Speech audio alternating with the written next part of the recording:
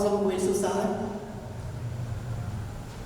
Online church में आप सबों का हृदय से स्वागत करते हैं। तो आइए हम लोग परमेश्वर की दया और उसके अनुग्रह को हमारे अपने जीवन में देखा है और निरंतर परमेश्वर ने सामर्थ्य हाथों को हमारे जीवन में रखा है। तो आइए हम परमेश्वर को धन्यवाद के साथ हम उसके निकट आए और उसके आराधना स्तुति महिमा करें। हम प्रार्थना करें। हे दयावंत परमेश्वर, दयालु खुदा परमेश्वर, हम आपका धन्यवाद करते हैं कि तूने हम सब के संग साथ होकर प्रभु हमारे के जीवन की यात्रा को सुखद और सफल किया है। और पिता रात्रि घड़ी और बीते भर के सप्ताह भर में तूने हम सब को संभाले रखा, सुरक्षित भरा जीवन दिया है। हम इस बात के लिए धन्यवाद करते हैं। तू भी होने दे प्रभु कि हमारे का जीवन तेरे प्रति धन्यवादी तेरे उपकार को हम स्मरण कर प्रभु धन्यवाद के साथ तेरे निकट आ पाए। आज पिता तू ही है जो हमें इस परिस्थिति में भी संभाले रखा है और हमारे को सुरक्षित रखा है। सचमुच पिता, आज हमें दाऊद की नहीं कह सके कि तू हमारे संग साथ है तो हमारा विरोधी कौन हो सकता है। आज इस विश्वास के साथ प्रभु हम तेरे निकट आ पाए और हमारे प्रभु जब तेरे निकट आते हैं हमारे का हृदय को, हमारे का जीवन को प्रभु जी तू ग्रहण योग्य बना। हमारे दुष्गुना अपराधों को प्रभु तू माफ कर, क्षमा कर और यीशु के पवित्र लोक से धो डाल कि हमारे तेरे निकट आ पाए प्रभु और पवित्र मन और पिता अपने हृदय से प्रभु आप ही की महिमा और स्तुति करने वाले प्यार खुदा हमारे के मन आत्मा हृदय को आप ही चला अगुवाई कर और अपनी उपस्थिति दे ताकि हमारे एक मन एकत्रित होकर आदर भक्ति के साथ तेरे आराधना की स्तुति करने वाला बना। तो ये हम सबों के संग साथ हो प्रभु और अपनी उपस्थिति अपनी अगुवाई हमारे के जीवन में प्रदान कर। ये प्रार्थना मांगते हैं मंगलाते प्रभु यीशु के पवित्र और सामर्थ्य नाम में दर्शन के राज में प्रदान कर, आमीन। तो हम आज के लिए आह्वान वचन पढ़ेंगे जो मिलता है भजन संहिता भजन संख्या 15 और पहले पद से आगे हम लोग 5 पद तक हम पढ़ेंगे। भजन संहिता भजन संख्या 15 और उसका पहला पद से आगे हम लोग 5 पद तक हम पढ़ेंगे। भजन संहिता 15 उसका पहला पद से लेकर हम लोग 5 पद तक वचन हमें कहता है, हे परमेश्वर, तेरे तंबू में कौन रहेगा? तेरे पवित्र पर्वत में कौन बसने पाएगा? वह जो खराई से चलता और धर्म के काम करता है और हृदय से सच बोलता है, जो अपनी जीभ से निंदा नहीं करता और न अपने मित्र की बुराई करता और न अपने पड़ोसी की निंदा सुनता है। वह जिसकी दृष्टि में निकम्मा मनुष्य तुच्छ है और जो यहोवा की डरवायु का आदर करता है, जो शपथ खाकर बदलता नहीं चाहे हानि उठानी पड़े, जो अपना रुपया ब्याज पर नहीं देता और निर्दोष की हानि करने के लिए घूस नहीं लेता है। जो कोई ऐसी चाल चलता है वह कभी ना डगमगाएगा। यहाँ तक आमीन। बैठ जाएंगे। तो आइए हम आज का रात अपन शुरू करते हुए गीत गाएंगे साक्षीवाणी से। साक्षीवाणी गीत संख्या 11, साक्षीवाणी गीत संख्या 11, साक्षीवाणी गीत संख्या 11, साक्षीवाणी सॉन्ग नंबर 11। परमेश्वर कौन और कैसा है कौन उसका जाननिहार।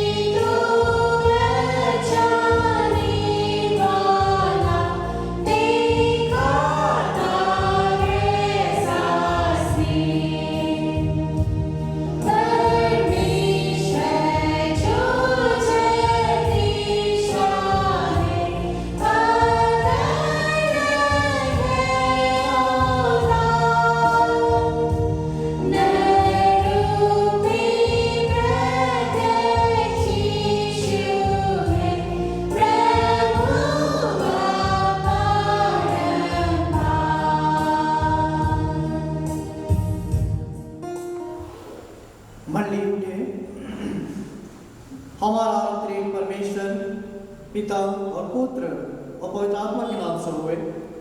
हमारी सहित ईश्वर के नाम से है जिसने स्वर्ग और पृथ्वी को सृजा।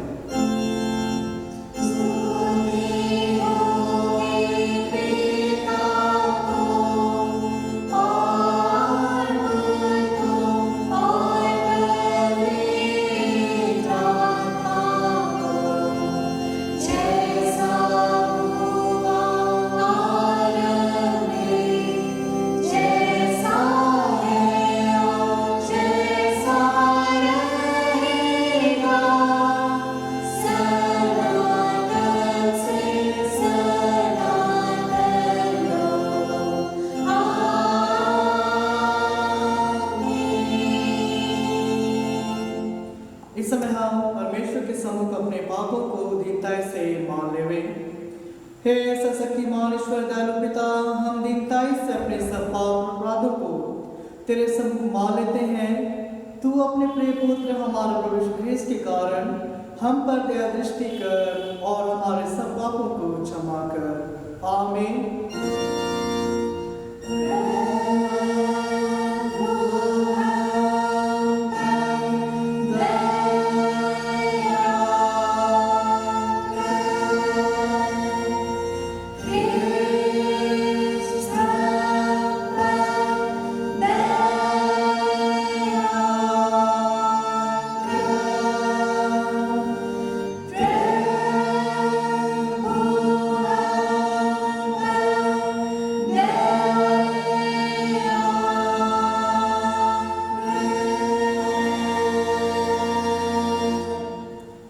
इस परमेश्वर के सामने दैनिक वचन सुने।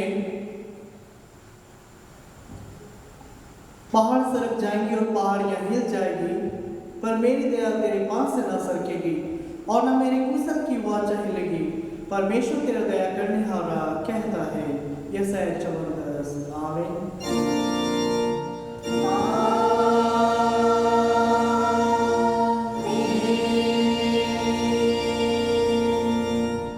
बढ़ने उठे, सबसे ऊंचे स्थान में ईश्वर का धन्यवाद हो।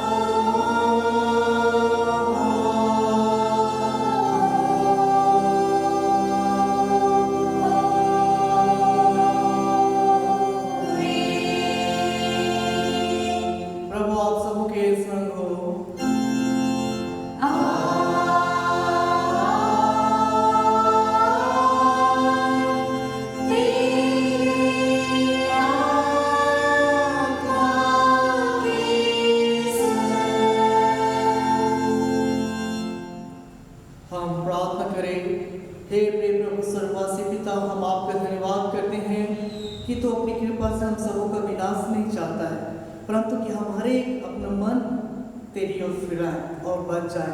हम विनती करते हैं अपना पवित्र आत्मा हम सबों को दे कि वो प्रतिदिन हमारे मनों में सच्चा पश्चाताप उत्पन्न करे, हमारे हृदय पाप क्षमा और जीवन की लालसा जगाए और तेरी अपार कृपा को विश्वास में ग्रहण करने और उसमें स्थिर रहने के लिए हम सबों को सामर्थ्य दे।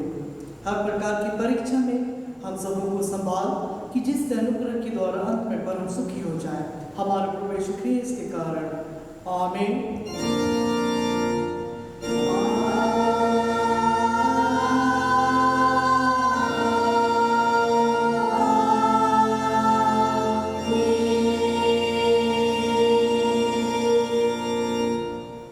आइए हम लोग आज के लिए पहला पाठ वचन हम पढ़ेंगे जो मिलता है गलतियों के नाम पौलुस प्रेरित की पत्री और अध्याय संख्या 3 पद संख्या 15 से आगे 22 पद तक। गलती 3 उसका 15 से आगे 22 पद तक, पेज नंबर 260। गलतियों के नाम पौलुस प्रेरित की पत्री अध्याय संख्या 3 पद संख्या 15 से आगे 22 पद तक। का वचन इस रीति से लिखा हुआ है। हे भाइयों, मैं मनुष्य की रीति पर कहता हूँ, मनुष्य की वाचा भी जो पक्की हो जाती है तो ना कोई उसे टालता है और ना उसमें कुछ बढ़ाता है। अतः प्रतिज्ञाएं अब्राहम को और उसके वंश को दी गई। वह यह नहीं कहता वंशों को, जैसे बहुतों के विषय में कहा, पर जैसे एक के विषय में कि तेरे वंश को, और वह मसीह है। पर मैं यह कहता हूँ, जो वाचा परमेश्वर ने पहले से पक्की की थी उसको व्यवस्था 430 वर्ष के बाद आकर नहीं टाल सकती कि प्रतिज्ञा व्यर्थ ठहरे। क्योंकि यदि मीरास व्यवस्था से मिली है तो फिर प्रतिज्ञा से नहीं, परंतु परमेश्वर ने अब्राहम को प्रतिज्ञा के द्वारा दे दी है। तब फिर व्यवस्था क्यों दी गई? वह तो अपराधों के कारण बाद में दी गई कि उस वंश के आने तक रहे जिसको प्रतिज्ञा दी गई थी, और वह स्वर्गदूतों के द्वारा एक मध्यस्थ के हाथ ठहराई गई। मध्यस्थ तो एक का नहीं होता, परंतु परमेश्वर एक ही है। तो क्या व्यवस्था परमेश्वर की प्रतिज्ञाओं के विरोध में है? कदापि नहीं, क्योंकि यदि ऐसी व्यवस्था दी जाती जो जीवन दे सकती तो सचमुच धार्मिकता व्यवस्था से होती।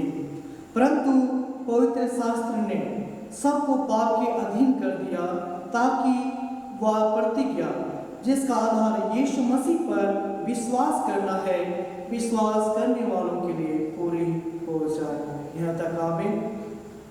तेरा धन्यवाद है यीशु। हालेलुया।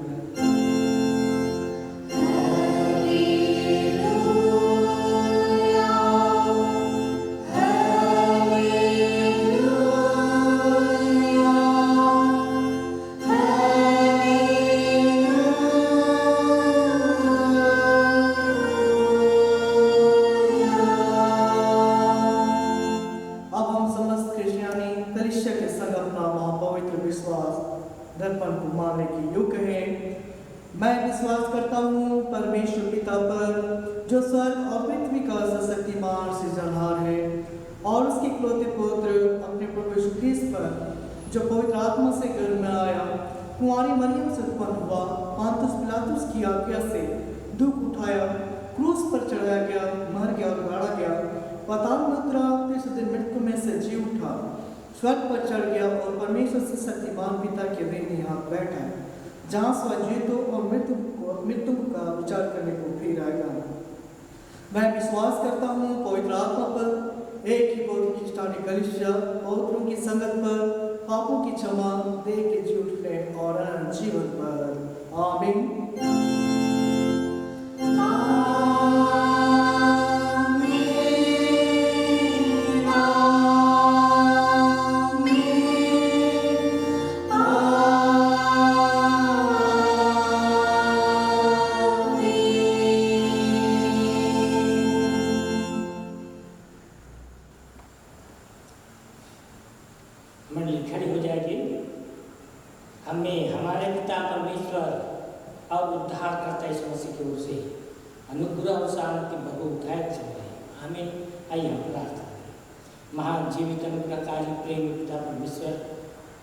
हम इसी समय तेरे लोग तेरे पास आते हैं और बीते तमाम दया आशीष अनुग्रह सुरक्षा बनाने के लिए तुझे हृदय से धन्यवाद देते हैं।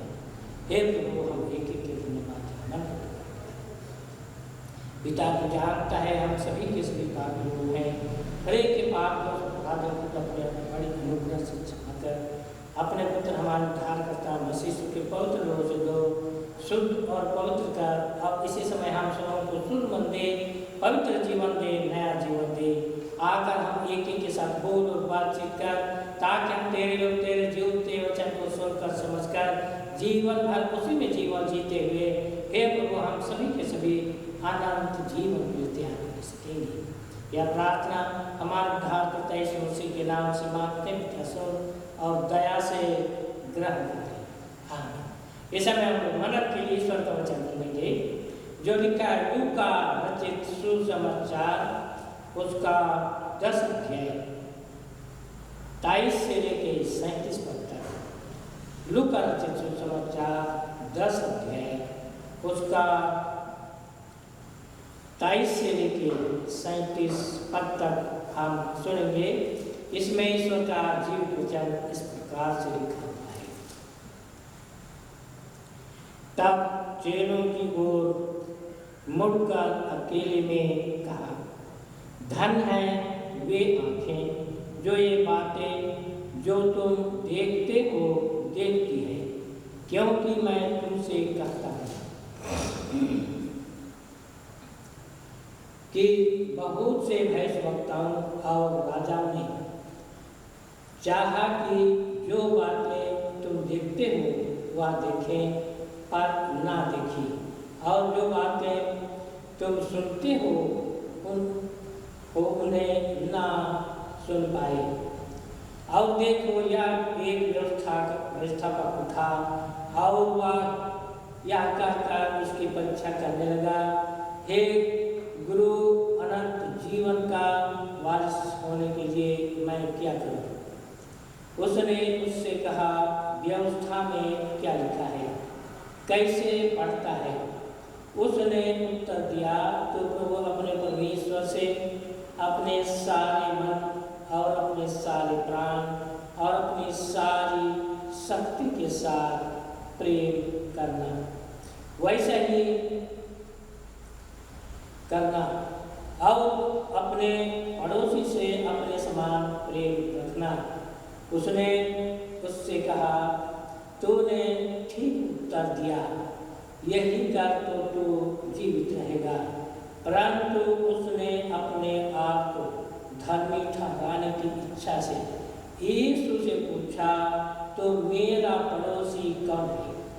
यीशु ने उत्तर दिया, एक मनुष्य यरूशलेम से यरूशलेम जा रहा था कि डाकुओं ने घेर कर उसके कपड़े उतार दिए और मार पीट कर उससे अधमरा छोड़कर चले गए। और ऐसा हुआ कि उसी मार्ग से एक याजक जा रहा था, परंतु उसे देख के तरस कतरा कर चला गया। इसी रीति से एक लेवी उस जगह पर आया, वह भी उसे देख के कतरा कर चला गया। परंतु एक सामरी यात्री वहां आ निकला और उसे देखकर तरस खाया। उसने उसके पास आकर उसके घाव पर तेल और दाखरस डालकर पट्टियां बांधी और अपनी सवारी पर चढ़ाकर सराय में ले गया और उसकी सेवा टहल की। दूसरे दिन उसने 2 दिनार निकालकर सराय के मालिक को दिया और कहा, इसकी सेवा टहल करना, और जो कुछ तेरा और लगेगा वह मैं लौटने पर तुझे भर दूंगा। आप तेरी समझ में जो डाकुओं से घिर गया था, इस तीनों में से उसका पड़ोसी कौन ठहरा? यीशु ने उससे कहा, जा तू भी ऐसा ही करना। मसीह में किस विश्वासी भाइयों बहनों बच्चे, आज के उपदेश वचन में हम पाते हैं कि एक व्यवस्थापक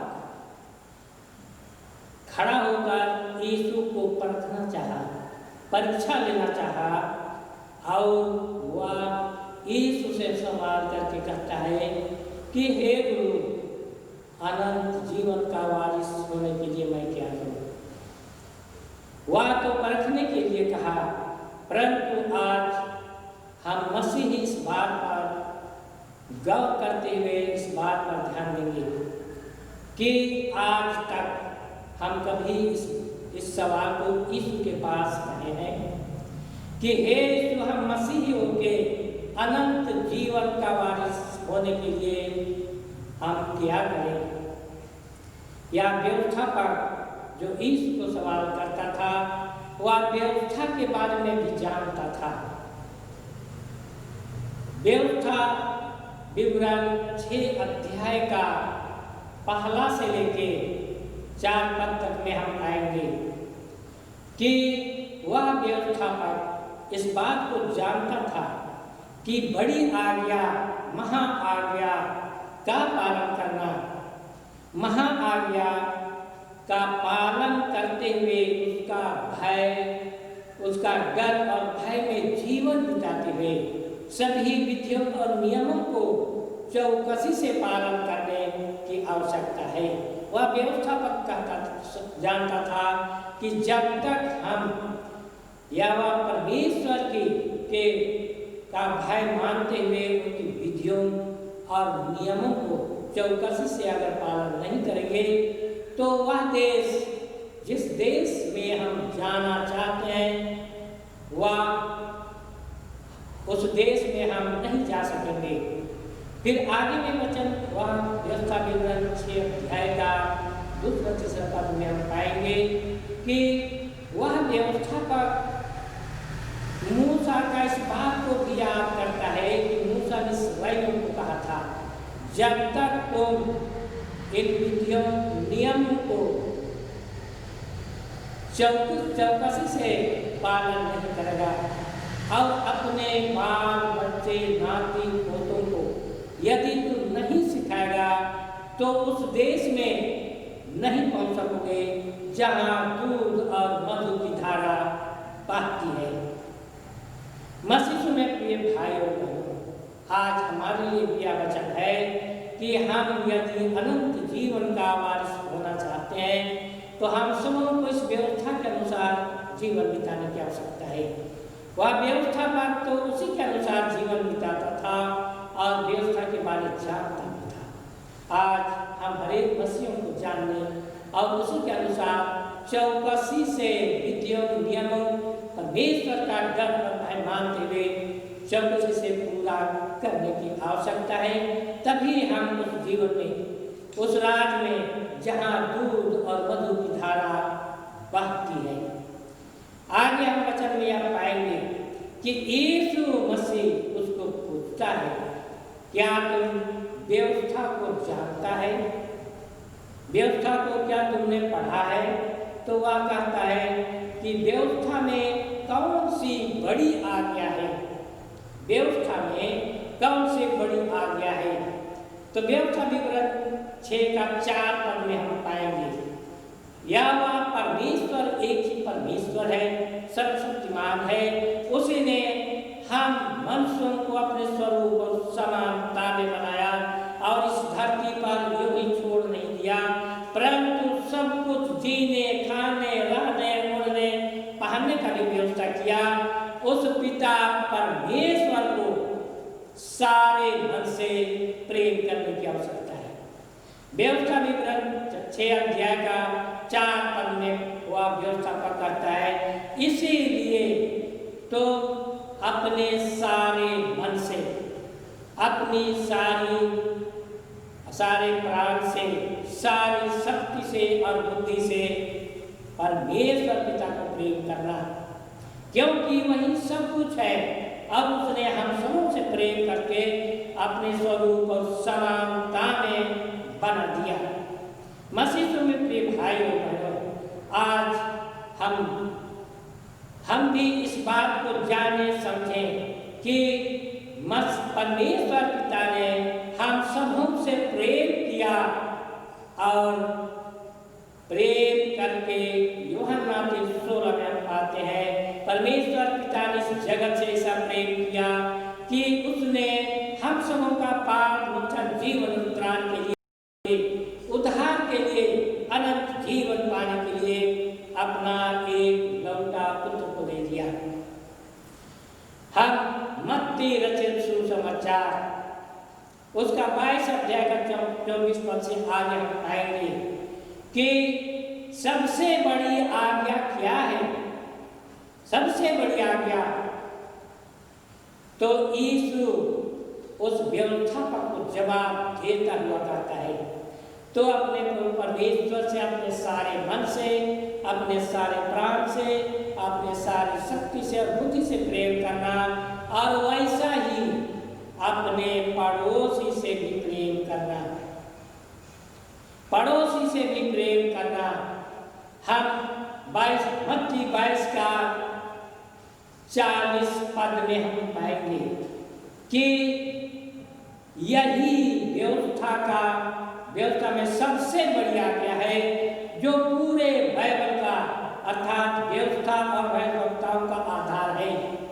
इसी पर पूरा बाइबल लिखा हुआ है। हम 10 आज्ञा में पाते हैं, 10 आज्ञा जिसको मूसा ने इस्राएलियों को दिया सिनाई पर्वत पर 2 पट्टी में, 2 तख्ती में परमेश्वर ने मूसा को दिया, और पहली तख्ती में 1 से 4 अर्थात 10 आज्ञा का 2 भाग है। पहली भाग परमेश्वर से प्रेम करना, और दूसरा भाग में है पड़ोसी से प्रेम करना, अपने समान प्रेम करना। यदि तू ऐसा करेगा तो निश्चय अनंत जीवन का अधिकारी होगा। हम मरकुस रचित सुसमाचार उसका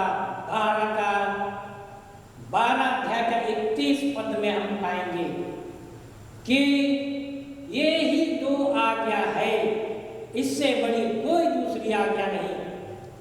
मरकुस 12 उसका 31 में सबसे बड़ी आज्ञा अर्थात परमेश्वर से अपने समान प्रेम करना, और अपने पड़ोसी से भी प्रेम करना, परमेश्वर से सारे मन प्राण बुद्धि और शक्ति से प्रेम करना।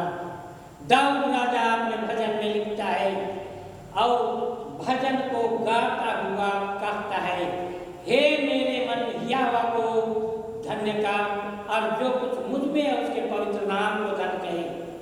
हे मेरे मन यहोवा को धन्य का, और उसके किसी उपकार को न भूलना, क्योंकि परमेश्वर यहोवा मनुष्यों को अपने स्वरूप और समानता में बनाकर धरती में जीने खाने रहने का भी समुचित व्यवस्था किया है, और हरेक का प्राण को भी वह बचाता है। भजन संहिता 103 का 3 पद में हम पाएंगे, वही तो तेरे प्राण को नष्ट होने से बचा लेता है, और तेरे सिर पर करुणा और दया का मुकुट बांधता है। इसलिए आज हम हरेक को इस वचन पर ध्यान देने की आवश्यकता है कि व्यवस्था में सबसे बड़ी आज्ञा, मूसा ने 10 आज्ञा देकर कहा, पूरे बाइबल का आधार 10 आज्ञा है, जिसमें 1 से 4 परमेश्वर से प्रेम और 6 से 10 पड़ोसी से प्रेम करने की आवश्यकता है। पड़ोसी से प्रेम हम कैसे करें? पड़ोसी से प्रेम करने के बारे में 10 आज्ञा का सार में कहता है, जो लोग दुखित हैं, खेदित हैं, जिसकी आवश्यकता जो तुम्हारी आवश्यकता का आशा देखते हैं, तुम्हारी सहायता चाहते हैं, वे लोग चाहे पास पड़ोस के लोग हों या दूसरे लोग भी हों, या जाति धर्म के लोग हो या दूसरे जाति, विश्वासी गैर विश्वासी कोई भी आदमी हो, वह तेरा पड़ोसी है, उसके साथ तुम अपने समान प्रेम रखना। यदि तुम केवल कहेगा कि मैं पड़ोसी से प्रेम रखता हूँ, तो तुम्हारा पड़ोसी प्रेम करना व्यर्थ है। हम पहला कोरिन्थ 13 अध्याय का पहला पद से ही पाएंगे कि हम कहें, हम मनुष्यों का स्वर्गदूतों की बोलियां बोलें और प्रेम न करेंगे, पड़ोसी से प्रेम नहीं करेंगे, पिता परमेश्वर से प्रेम नहीं करेंगे, तो हम ठनठनाता हुआ पीतल और झनझनाते हुए झांझ के समान है। यदि हम भविष्यवाणी भी करें, ज्ञान की बातें और विश्वास करके पहाड़ को कहें टल जा, पहाड़ टल जाएगा, और परमेश्वर और पड़ोसी से प्रेम नहीं करेंगे, तो हमारा प्रेम करना व्यर्थ सारी संपत्ति कंगाल को दे दें और अपनी देह को भी जलाने के लिए दे दें और प्रेम न करें तो हमारा प्रेम करना व्यर्थ हो जाएगा। इसलिए मसीह में प्रिय भाई और बहनों, आज व्यवस्था में सबसे बड़ी आज्ञा यही दो आज्ञा है जो पूरे संपूर्ण बाइबल का आधार है। मत्ती 22:40 में कहता है कि यही दो आज्ञा पूरे के पूरा व्यवस्था और भविष्यवक्ताओं का आधार है। मूसा भी कहता है कि 10 आज्ञा पूरे बाइबल का आधार है, इसी पर तुम भरोसा करना और पूरी व्यवस्था का और व्यवस्था पर जिसने व्यवस्था लिखा मूसा ने और भविष्यवक्ताओं ने पूरी बाइबल लिखा, सबका आधार केवल परमेश्वर प्रेम और पड़ोसी प्रेम ही है। हम मत्ती रचित सुसमाचार उसका 25 अध्याय का 35 से पाएंगे। 25 अध्याय से 25 अध्याय का 35 पद से हम पाएंगे। एक यीशु अर्थात एक स्वामी ने कहा कि तो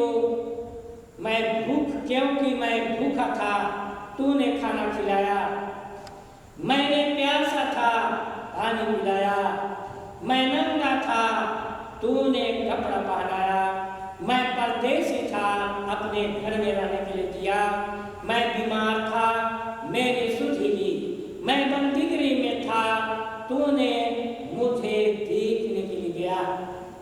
तब वह कहता हे प्रभु, कब मैंने तुझे भूखा देखा जो खाना खिलाया, कब मैंने तुझे प्यासा देखा।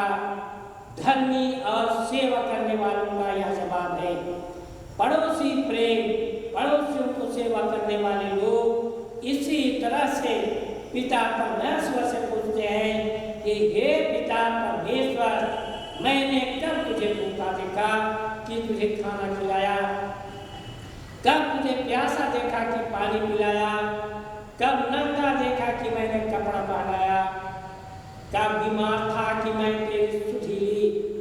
तो वह राजा अर्थात स्वामी यीशु मसीह कहता है कि जो इन छोटे से छोटे में से, इन गरीब दुखी लाचार विवश लोगों में से जो छोटे से छोटे लोगों में से जो किया वह मेरे साथ किया। मेरे साथ अर्थात छोटे से छोटे लोगों की सेवा करना, परमेश्वर अर्थात यीशु मसीह की सेवा करना, छोटे से छोटे लोगों की सेवा करना, यीशु मसीह की सेवा करना है। इसलिए वह कहता है जो छोटे से छोटे में से किसी एक को खिलाया, पानी पिलाया, सुधि दिया, अपने घर में ठहराया, वह किसी एक से किया, वह मेरे साथ किया। तब आगे में हम पाएंगे कि वह व्यवस्थापक फिर अपने को धर्मी ठहराने के लिए यीशु को फिर पूछता है, तो मेरा पड़ोसी कौन हुआ, मेरा पड़ोसी कौन है।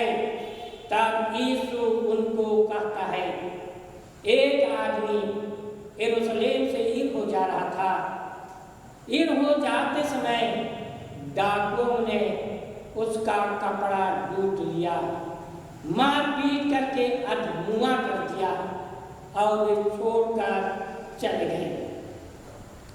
उसी रास्ता से एक याजक जा रहा था, वह देखा परंतु अनदेखी होकर वह चला गया, जिसको हम आज के उपदेश वचन का 23 पद में हम पाते हैं, धन है वह आंख जो देख कर देखता है, धन है वह आंख जो देख कर देखता है। परंतु यहाँ पर हम देखेंगे याजक उस विवश पड़ा हुआ, अधमरा पड़ा हुआ उस यात्री को, उस अनदेखा होकर वह कतरा कर चला जाता है, चला गया। वैसे ही दूसरा लेवी जो उस समय के धर्म हुए कहलाते थे, याजक और लेवी, वह भी उस रास्ता से जा रहा था, उसी रास्ता से जा रहा था। वह देखा कि एक आदमी अधमरा पड़ा हुआ है। डाकुओं ने उससे लूट पाट कर मार पीट के अगुआ कर दिया। वह लेवी जो धर्म गुरु कहलाता था, वह भी उसी रास्ता से होकर जा रहा था, देखा और कतरा कर चला गया। ऐसे को आज का देश वचन कहता है। इस पद में हम पाते हैं यीशु अपने चेलों की ओर मुड़कर कहता है, धन है या आंख जो देख कर देखता है, अर्थात तरस खाता है, ऐसा आंख धन्य है। परमेश्वर को धन्य कहता है। इसलिए मसीह में प्रिय भाई और बहनों, हमारे आसपास बहुत सारे विवश पड़े हुए लोग हैं, गरीब, दुखी, लाचार और ऐसे भी लोग हैं जिसका कोई सहायता करने वाला नहीं। वह परमेश्वर का जन है, वह विवश पड़ा हुआ, वह उसके हम नहीं कह सकते कि उसमें क्या परमेश्वर वास करता है, उसके साथ परमेश्वर है। इसलिए वह कहता है कि छोटे से छोटे में से किसी एक ने इनकी सेवा की, वह मेरी सेवा करता है। फिर आगे हम पाएंगे कि उसी रास्ता से एक सामरी यात्री जा रहा था। सामरी उस समय एक छोटा जात का आदमी माना जाता था और वह उसी रास्ता से जा रहा था तो देखकर वह उस पर तरस खाता है। तरस खाया, देखा, उसके पास जाकर उसके घाव पर तेल और दाखरस डालता है, पट्टी बांधता है और उसको अपनी सवारी में बैठाकर सराय ले जाता है। जहां वह जा रहा था सराय ले गया और रात भर उसका सेवा टहल किया और दूसरे दिन जब जाने के लिए निकलने लगा तो सराय का मालिक को 2 दिनार देकर उनको कहा, इसकी सेवा टहल करना और जो कुछ लगेगा लौटते समय मैं तुम्हें भर दूंगा। ऐसे विवश पड़े हुए आज बहुत सारे लोग, भूखे प्यासे नंगे बीमार पड़े हुए बहुत सारे लोग हैं। ऐसे पड़े हुए लोगों का यदि हम सेवा सहायता करते हैं तो यीशु की सेवा करते हैं। जो इन छोटे से छोटों में से को किसी एक का सेवा करता है वह मेरा सेवा करता है। तो यीशु उस व्यवस्थापक को पूछता है, इन तीनों में उसका पड़ोसी कौन हुआ? तब व्यवस्थापक कहता है, वही जो उसके घाव पर दाखरस डाला, तेल मला, पट्टी बांधा, सवार में बैठा के सराय ले गया, वही तो उसका पड़ोसी हुआ। तो यीशु कहता है, तू भी जाकर ऐसा ही कर। व्यवस्थापक को कहता है, आज हम हरेक विश्वासियों को यह वचन बतला देना चाहता है कि तू भी, अर्थात हम हरेक को कहता है, तू भी जाकर ऐसा ही कर, पड़ोसियों की सेवा कर, सहायता कर। पड़ोसियों की सेवा सहायता यदि तुम करोगे तो पिता परमेश्वर ऐसे सेवा सहायता करने वालों को यीशु मसीह कहता है, धन्य है वे जो इन छोटे से छोटों में से का सेवा करता है। उनके लिए आदि से ही वह स्थान तैयार किया हुआ है जहां वह जाना चाहता है, अर्थात अनंत जीवन जाना चाहता है, वह उसके लिए तैयार किया हुआ है। इसलिए मसीह में प्रिय भाई और बहनों, आज यह वचन हम हरेक को स्पष्ट रूप से बतला देना चाहता है कि व्यवस्था में सबसे बड़ी आज्ञा अपने परमेश्वर से प्रेम करना, दूसरी सबसे बड़ी आज्ञा पड़ोसी से प्रेम करना, इससे बड़ी आज्ञा और कोई नहीं। मरकुस 12:31 में कहता है, इससे बड़ी आज्ञा बाइबल में और कोई नहीं है। संपूर्ण बाइबल व्यवस्था की पुस्तक, वक्ताओं की पुस्तक में इससे बड़ी आज्ञा और कोई नहीं है। इसलिए तू इस बड़ी आज्ञा को, जैसे व्यवस्था विवरण के 6वां अध्याय में हम पाते हैं, इसलिए तो इस व्यवस्था की बड़ी आज्ञा को, जो सबसे बड़ी आज्ञा है, उसमें इस्राएलियों को मूसा कहता है, इस बड़ी आज्ञा को तुम अपने बाल बच्चों को समझा कर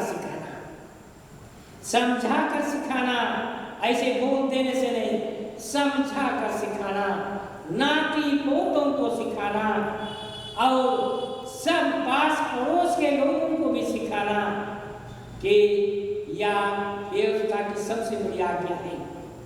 और इतना ही नहीं करना कि तुम घर में बैठे हुए, रास्ता चलते हुए, काम करते हुए, आते जाते सब समय पिता परमेश्वर अर्थात इस व्यवस्था में लिखी हुई बातों को सिखाना, बाल बच्चों को सिखाना, या केवल कि हम मसीही हो गए, मसीही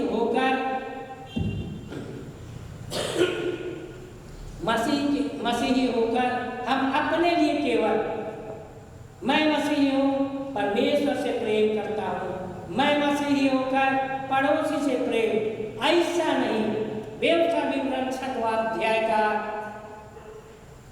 6 से आगे हम पाएंगे, इसको तो अपने बाल बच्चों को, नाती पोतों को, पास पड़ोस के लोगों को समझा कर सिखाना और घर में बैठे, सोते, जाते, उठते, बैठते सभी समय इस बड़ी आज्ञा को चौकसी से पालन करना।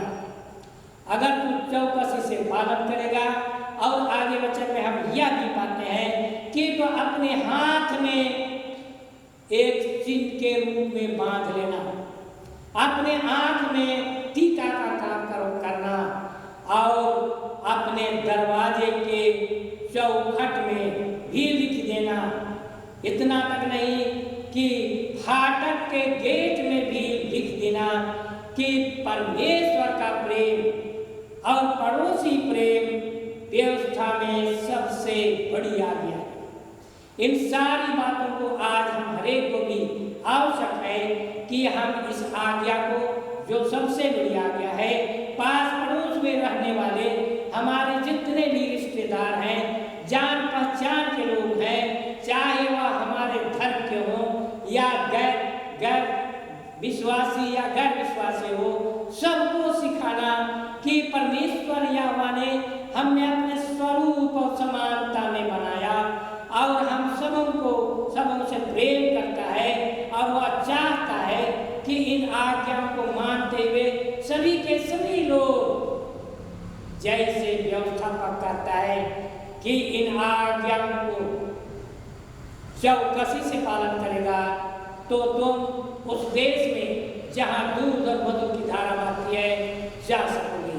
आज हम मसीही होकर इस आज्ञा को, दो बड़ी आज्ञा को यदि चौकसी से पालन करेंगे, सोते जागते उठते बैठते जाते आते हम छोटे बड़े सबों को सिखाएंगे, तो निश्चय प्रभु परमेश्वर जो हमारा पिता है और हम सबों को देखता है और हमारी इच्छाओं को और अंतःकरण आत्मा को जांचने वाला परमेश्वर है, इन सारी बातों को सिखाएंगे, लोगों को सिखाएंगे और अपने जैसे पड़ोसी से प्रेम करेंगे और सृष्टिकर्ता पिता परमेश्वर से भी अपने सारे मन प्राण शक्ति और बुद्धि से प्रेम करेंगे तो निश्चय जो आज हम पूरे बाइबल में जो 10 आज्ञा 1 से 4 परमेश्वर प्रेम और 6 से 10 पड़ोसी प्रेम के बारे में जानकर जीवन जिएंगे तो निश्चय एक दिन उस जीवन तक पहुंचेंगे जहां हम मसीही होकर जाना और सदा काल का जीवन पाना चाहते हैं। प्रभु परमेश्वर इस वचन पर अधिकार से आशीष देगा। आइए प्रार्थना। सामर्थ्य अनुग्रहकारी प्रेमी पिता परमेश्वर, हम चाहते तो बहुत कुछ है प्रभु, लेकिन हम दुर्बल मनुष्य हैं, कमजोर हैं, पापी हैं, चाहते हुए भी कुछ नहीं कर सकते। हे पिता, तू आज हम हरेक को ऐसी आत्मा दे, सामर्थ्य भर दे, आकर एक एक के साथ हो, ताकि हम परमेश्वर प्रेम और पड़ोसी प्रेम जो पूरे व्यवस्था और वैश्विकताओं का आधार है, व्यवस्था में सबसे बड़ी आज्ञा है, इस आज्ञा को मानता हुआ इस नाश्वर जीवन में जीवन जीते हुए जैसे व्यवस्था पर करता है, यदि तू चौकसी से इसको मानेगा तो उस देश में जहाँ दूध और मधु की धारा बहती है पहुँचेगा। पिता, हम भी अनंत जीवन के अधिकारी होना चाहते हैं।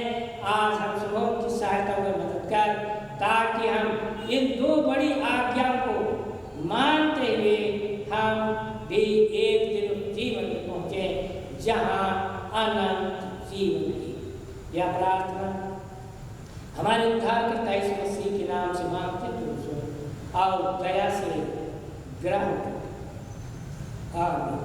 और ईश्वर की शांति में समस्त ज्ञान दे, हम सबों के मन हृदय की रक्षा करते हुए अब से सदा।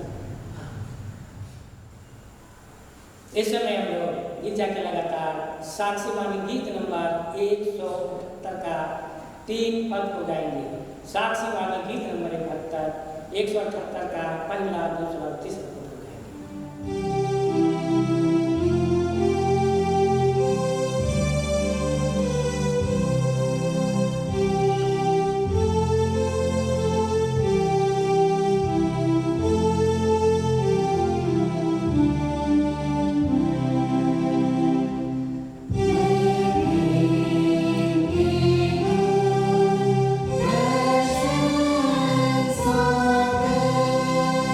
Oh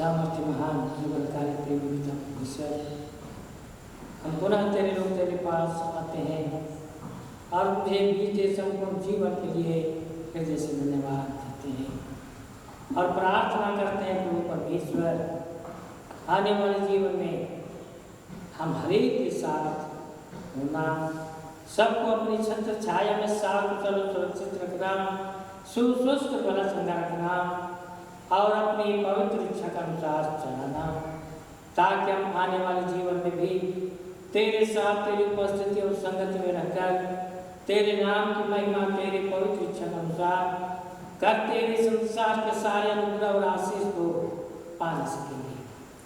पिता परमेश्वर, इसी समय हम पूरे देश दुनिया जो महामारी की भारी संकट में है, प्रार्थना करते हैं प्रभु, तू यदि चाहे तो यह महामारी क्षण भर में पूरे देश दुनिया से खत्म हो जाएगा, दूर हो जाएगा।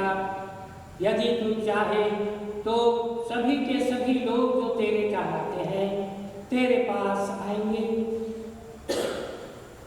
और तेरे नाम की महिमा तेरे पवित्र इच्छा के अनुसार करने पाएंगे। पिता परमेश्वर, इसलिए प्रार्थना है इस महामारी से सबको तू स्वस्थ भला चंगा कर, सबको इस महामारी से अलग कर और पूरे देश दुनिया को सुख शांति और आनंद से भर दे। जैसे तू वचन में कहता है, यदि मेरी प्रजा के लोग जो मेरे कहलाते हैं दीन होकर प्रार्थना करें तो मैं उनकी प्रार्थना स्वर्ग में से सुनकर उनके देश को पहले जैसा ज्यों के त्यों कर दूंगा। इस प्रतिज्ञा को पूरी करना ताकि सभी के सभी जीवन में सुख शांति और आनंद को पाकर तेरे नाम की महिमा करने पाएंगे। पिता, जितने बच्चे और भाई बहन काम करने जाते हैं, आने जाने में तुमके साथ होना, अपने सामर्थ्य से छाया के में रहना, काम करने में तुझी सहायता, अगुवाई, मदद और आशीष की भरपूरी देना, ताकि छोटे बड़े सभी कामों को करते हुए जितने करने वाले लोग हैं सभी अनुग्रह और आशीष से भर जाए।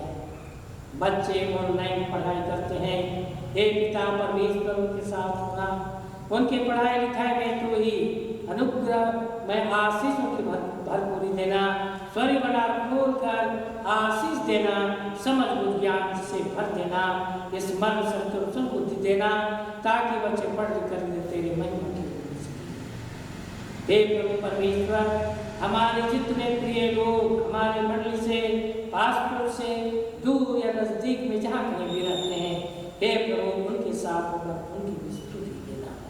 पिता परमेश्वर, हम इसी समय सभी प्रकार के दान को, घड़ा दान को भी तेरे हाथ में सौंपते हैं। हे प्रभु, उसे ग्रहण करके आशीषित कर और दान देने वाले एक एक आत्मा स्वर्गीय अनुग्रह और आशीष से भर देना, ताकि तेरे लोग तेरे नाम की महिमा तेरे पवित्र इच्छा के अनुसार करने पाएंगे। पिता परमेश्वर, यहाँ तक आने में सबके साथ हुआ, अब यहाँ से जाएंगे तो जाते समय भी सबों को अपने अपने गंतव्य स्थान तक सकुशल और सुरक्षित पहुँचा देना, ताकि वहाँ पहुँच कर भी हम तेरे लोग तेरे नाम की महिमा करने पाएंगे। यह प्रार्थना हमारे उद्धारकर्ता यीशु मसीह के नाम से मांगते हैं और दया से ग्रहण कर ले, आमीन।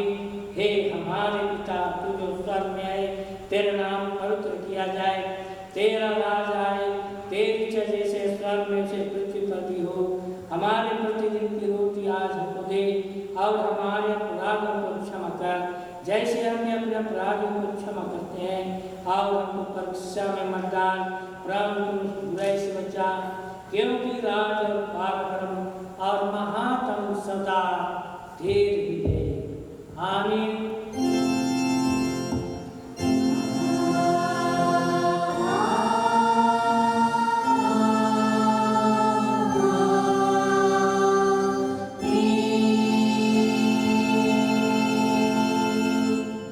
विश्वासी और दीन मन से तेरे परमेश्वर का आशीर्वाद कर परमेश्वर तुझे आशीष देवे और तेरी रक्षा करे।